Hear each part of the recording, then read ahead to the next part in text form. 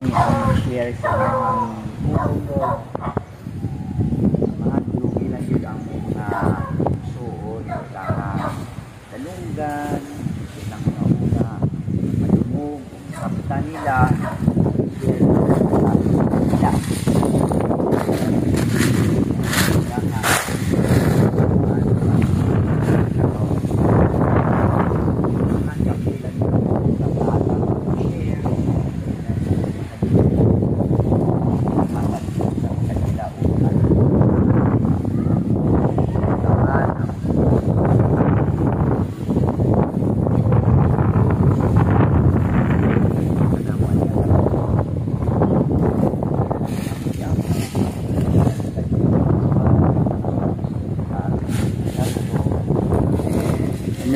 Si Jonathan, may mo share una.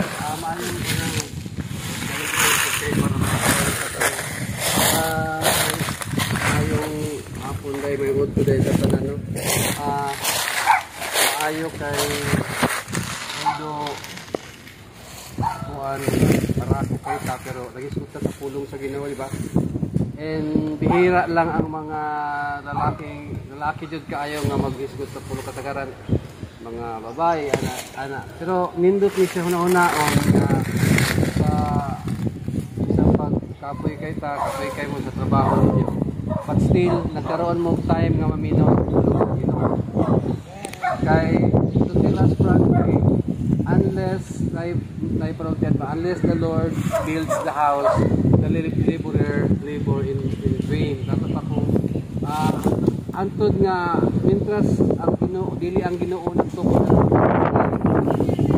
ang pagpaningkamot sa nagtukod awang lang yun sabot ba nga until such time nga ang Ginoo ang nagundar sa atong kinabuhi ang tanan natong paningkamot mamahimo jud siya nga awang isip ko sa kaamahan kinahanglan jud nga ikaw mismo ang mag-una sa imong panimalay nga ang imong mga anak imo jud silang igiya nga makaila sila sa Ginoo sa Kristo nga nagpakamatay para sa ato nga kay imong masugdan ang imong panimalay diyan sa pagtulungan diyan sa pagila sa Ginoo makita ang imong mga anak sila sa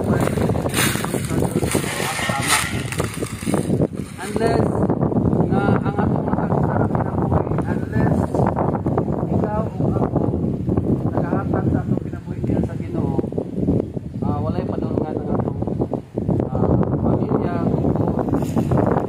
Pero once imo na siyang isurrender, ihatag nimo imong pamilya, ikaw mismo nga amahan, imong ipakita sa imong mga anak, imong anak na ikaw nagasunod ka sa pulong sa Ginoo, nagaampo ka, gidawat nimo si Jesucristo isip nimo ang manluluwa sa imong kinabuhi, imo siyang gisunod, makita sa imong mga anak nga maayo ni kay ang akong amahan mo joy nag-iya kanamo dito sa Ginoo nagasunod sa labawong makakagahom.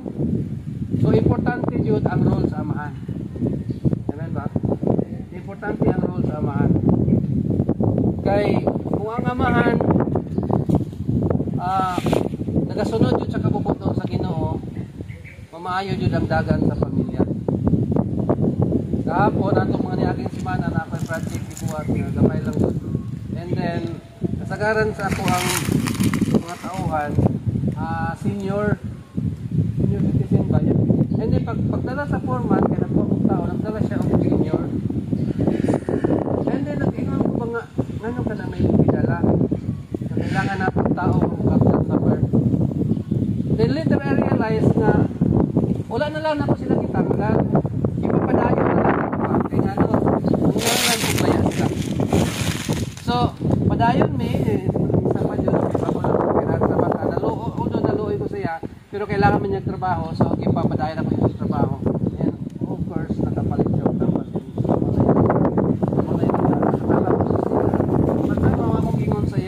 ilaha nga kanang dapat ato yung tawaton Ginoo sa kaya dapat ang Ginoo kanina nga hantod nga dili ang Ginoo Diyos sa atong panimalay, tugod yun na siya. Pero kung tagaan nato sa Iso Kristo, noy mo dumala sa matakusan nato makasing-kasing, makita nimo ang kalinaw.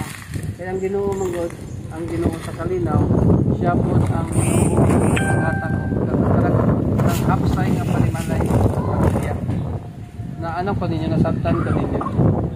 So, akong ingon sa ilaha kay most sa ilaha manggod, wala pa jud kaayo understanding about God. Ang isa po dito, takong tao pero wala siya masyadong understanding about God. Akong i-share sa iya, balik na ko sa iya nga, for God so loved the world that He gave His only begotten Son, whosoever believes in Him shall not perish but have an everlasting life.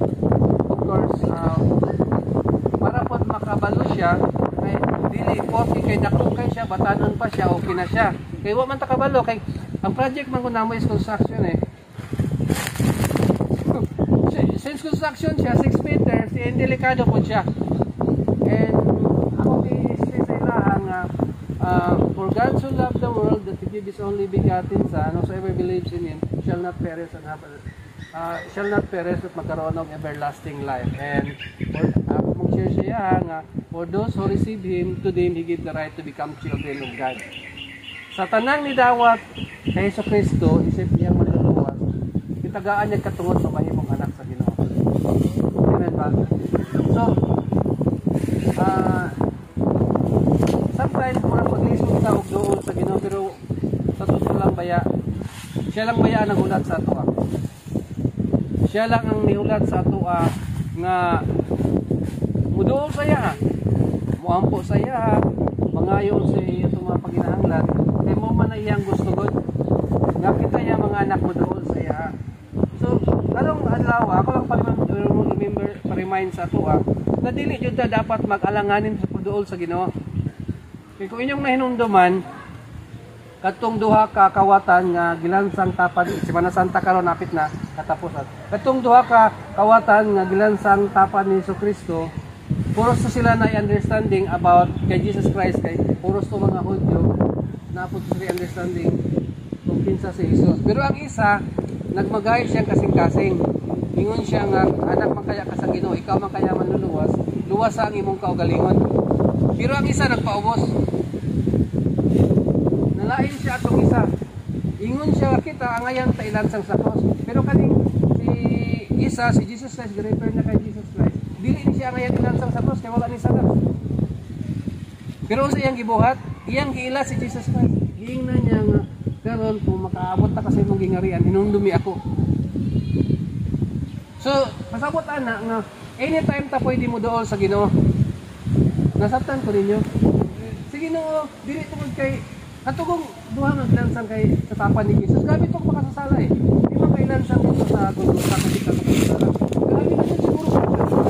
Kaya kung lansang kasi during their time, grabe na jud tong treatment.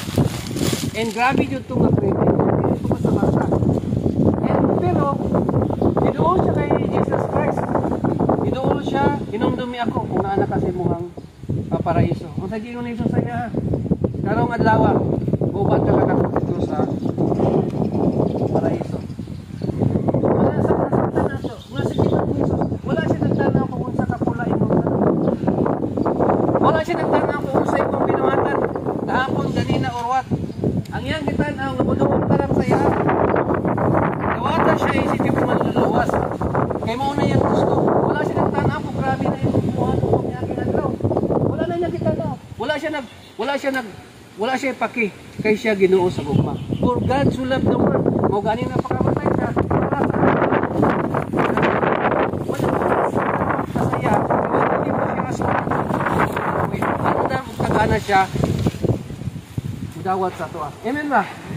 Anak ka maayo ang Ginoo nato. Kaya nga siya nagpakamatay. Ang purpose ato, Semana Santa ron karon. Ang purpose ato para ta mapaalig sa iyahan. Ayaw iwanan ng humong sa away sa Panginoon. Okay pulos. Dati nagbata ta kinaingan ko sa akin. Okay pulos. Bakit pulos sa inyo? Sa Ginoo importante ka. Kaya po natin for God so loved the world.